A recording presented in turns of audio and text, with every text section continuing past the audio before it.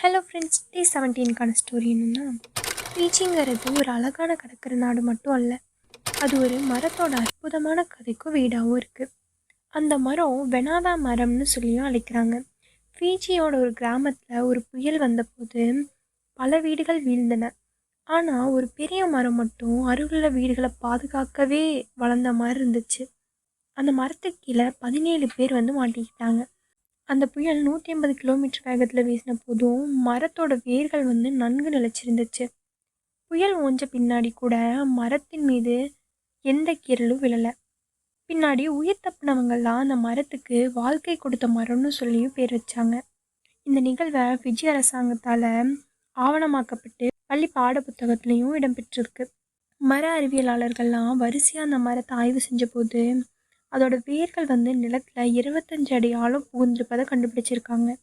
அதனால தான் எந்த புயலும் அந்த மரத்தை அசைக்க முடியலன்னு கண்டுபிடிச்சாங்க. இன்றைக்கி அந்த மரம் சுற்றுலா பயணிகளால் வணங்கப்படுது. கிராம மக்கள் வருடம் ஒரு முறை அந்த மரத்துக்குன்னு சொல்லி பூஜையும் செஞ்சு வராங்க. இன்னும் இந்த மாதிரி இன்ட்ரெஸ்டிங்கான ஸ்டோரிஸ்க்கு லைக் பண்ணுங்கள், ஷேர் பண்ணுங்கள், கமெண்ட் பண்ணுங்கள். மறக்காமல் நம்ம பேஜை சப்ஸ்கிரைப் பண்ணிக்கோங்க. டாடா, பை.